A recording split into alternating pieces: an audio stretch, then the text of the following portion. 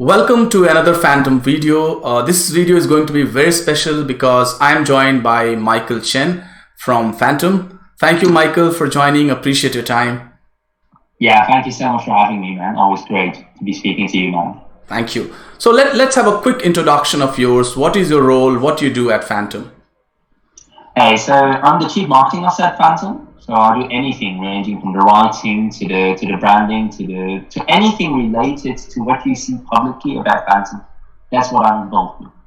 Awesome.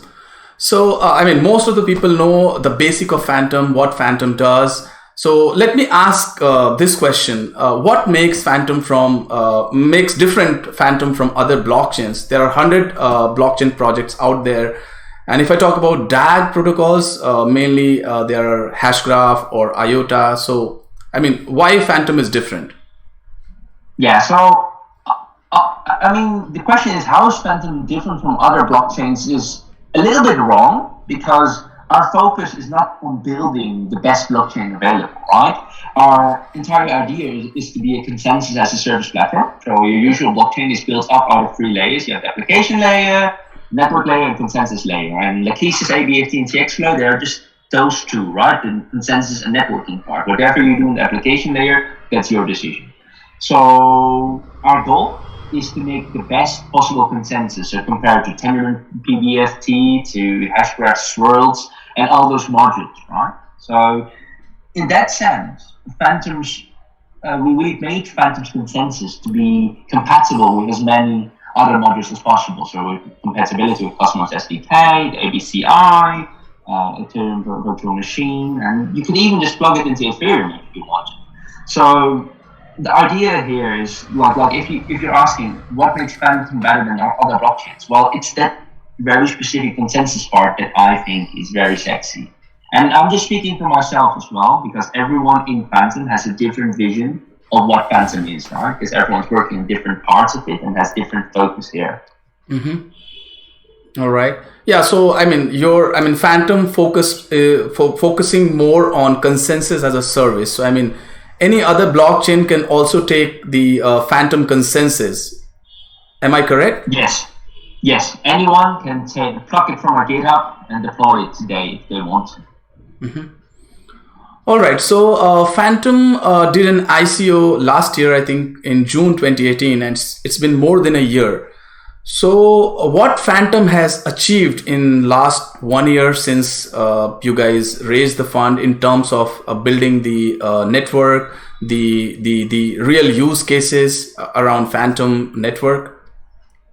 So in the past year, I think Fantom as a project has pivoted entirely, right? So if you read the white paper that was released in May 2018 today, it's just so much different. Because back then, it just looked like Hashgraph to me, right? It just looked like we have a Gossip protocol, ABFT, and we're just building another blockchain.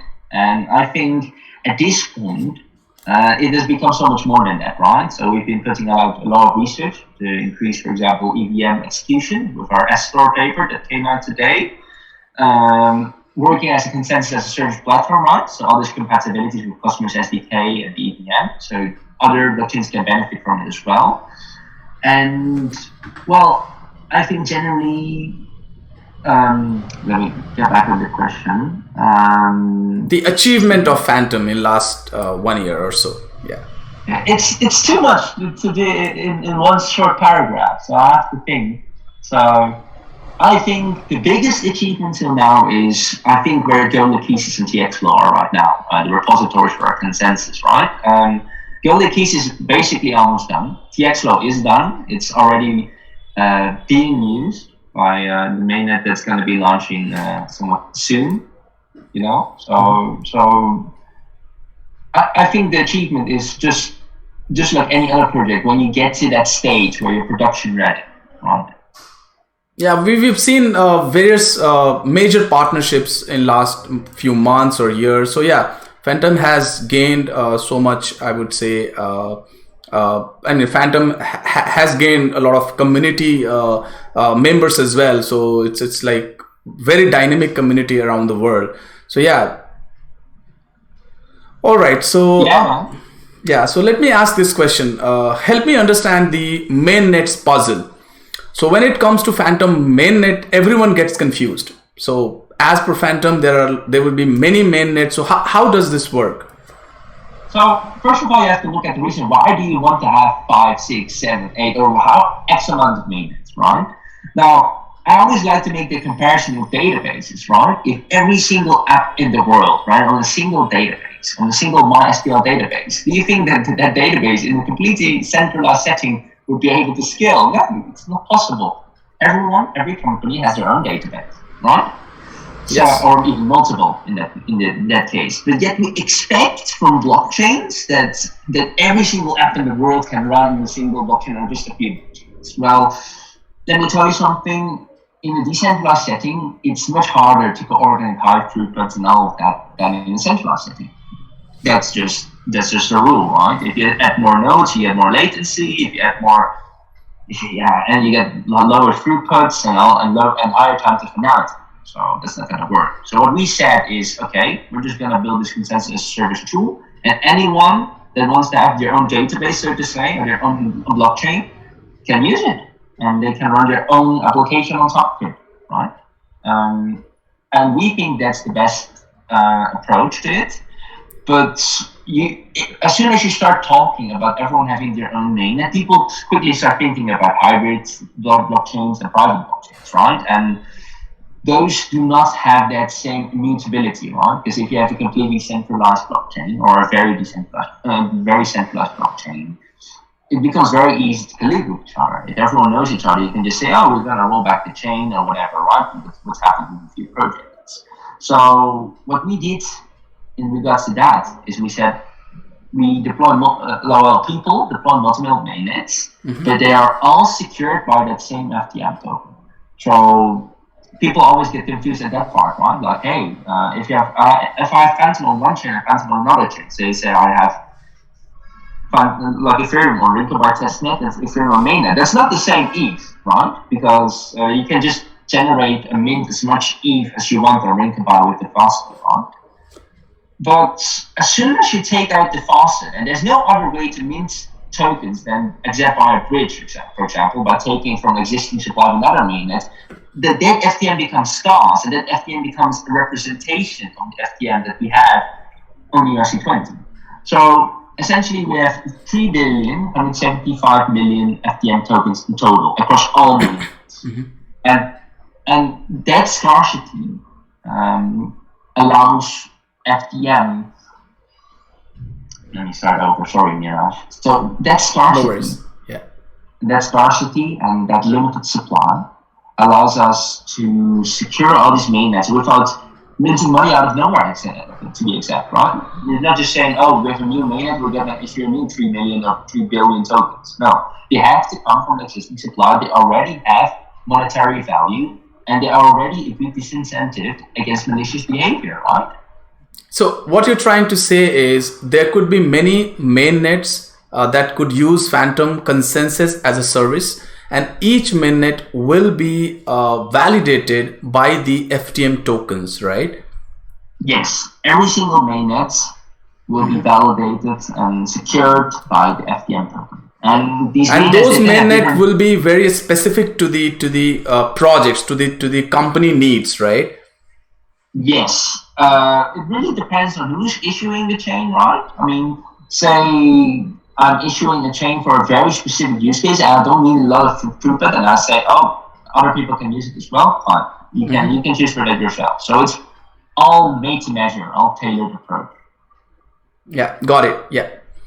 So I'll talk about the stable coins because nowadays I think stablecoin has become the biggest use case of blockchain, and there are dozens of stable coins out there. In fact, few of them are decentralized like DAI and few others. So Fantom is also progressing in that way, and we have heard that there is State Hero. I think that's a protocol that could help banks or institutions to come up with their own stable coin. So what is that? Well, Tezos is just a solution to make it easy to issue stablecoins. So it's literally Cosmos SDK combined with TX Flow, and then people can just build on top whatever they want, right? They can. So is it specific to the stable coins only, the State Hero protocol? I mean, technically, you could do so much more with it, right? But I think the lowest hanging fruit and the easiest use case was stablecoin. I mean, bonds and STOs, those are all much more complicated than having fiat reserves and issuing a stablecoin on top of those reserves. You know what I mean? All right. So, yeah, please go ahead. Yeah, and from a regulatory perspective, that's also much more difficult, I think, right? So if a bank would say, oh, we want to issue our own stablecoin, we already have the deposit and withdrawal licenses, we already have a trusted KYC and AML provider, we know our customer, well, then it becomes much easier to issue a stablecoin. Now, if you want to do an SPO or you want to tokenize bonds or anything like that, yeah, I think that's going to be the biggest use case of blockchain, the tokenization of real assets and, bonds. Yeah. So that's the future, yeah. Yeah, I mean, stablecoins just tokenize fiat to me, right? Yeah, absolutely, yes. Yeah, so let me ask this question as you are emphasizing more on consensus as a service. So what is so special in Fantom consensus? Why any third party choose Fantom as a consensus? Well, I mean, there's very few ABFT consensus, and ABFT is usually much better than PBFT, right? It's faster, it's more secure, it has a lower time to finality, generally speaking. But there are very few solutions that actually work. Well, I mean, Hashgraph has some cool stuff, Algorand has some cool stuff, but they need to be tailored to other blockchains. So if I want to use Algorand consensus or Hashgraph Schwartz consensus, I need to do a lot of edits. I need to do a lot of changes. It's just a lot of work to get it to work with something I want to build, right? We made Fantom as easy as possible to steal, essentially. So people can just take it, copy it, and secure it with FTN.